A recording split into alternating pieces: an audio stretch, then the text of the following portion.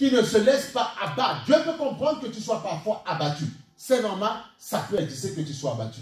Mais ce que Dieu ne comprend pas, c'est que tu ne puisses pas en lui. Voilà pourquoi on peut lire, quand on a lu rapidement dans le livre dans Éphésiens chapitre 3, 16, tu vois, il dit, afin qu'il vous donne, selon la richesse de sa gloire, d'être puissamment fortifié dans son esprit, dans l'homme intérieur. Et on a vu que l'homme intérieur, c'est l'esprit. Et Dieu dit, l'esprit de l'homme, il dit, si l'esprit est abattu, il dit, l'esprit le soutient dans la maladie. Mais s'il est abattu, qui peut le soutenir? Personne.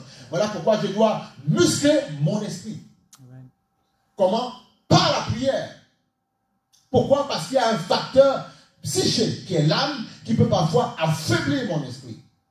Et le but du diable, quand il t'attaque, on sait que l'âme est liée à la chair, quand il t'attaque dans l'âme, c'est de pouvoir atteindre justement ta forteresse qui est l'esprit qui te permet de tenir debout.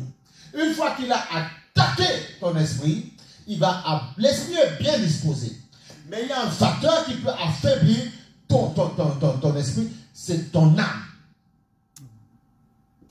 Voilà pourquoi tu dois tout faire pour prier sans cesse.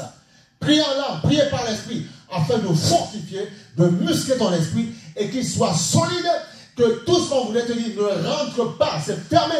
Tu n'es pas fermé parce que tu es orgueilleux pour ne pas écouter les bons conseils, mais tu fermes ton esprit pour que justement on n'enlève pas la foi dans ton cœur. Amen.